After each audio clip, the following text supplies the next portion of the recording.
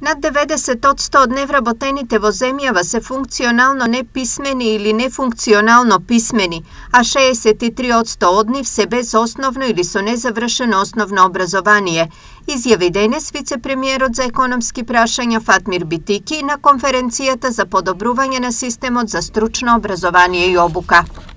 Според статистиката на Агенцијата за вработување, имаме над 90% од невработените лица, кои според сегашните поборувања на пазарот на трудот се невработливи или според дефиницијата на Меѓународната организација на трудот влегуваат во категоријата функционални неписмени.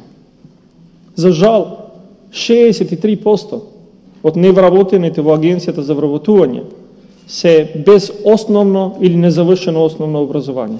Поради ова, потенцира Битики, овие луѓе не можат да се интегрираат на пазарот на труд. Ова е кадар кој жедниот пазар за труд не може да го впие, затоа што е несоодветен и ова е веќе деценијски проблем. Проблемот некомпатибилен пазар на труд со потребите на стопанството е стар и стопанството со него живее веќе со години, велат од Организацијата на работодавачи.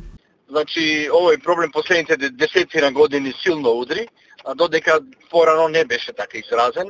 Тогаш и поради големиот процент на невработеност во Македонија, па така да се вработува кадри со несоодветно образование или со повисоко образование него што го бараше работно место.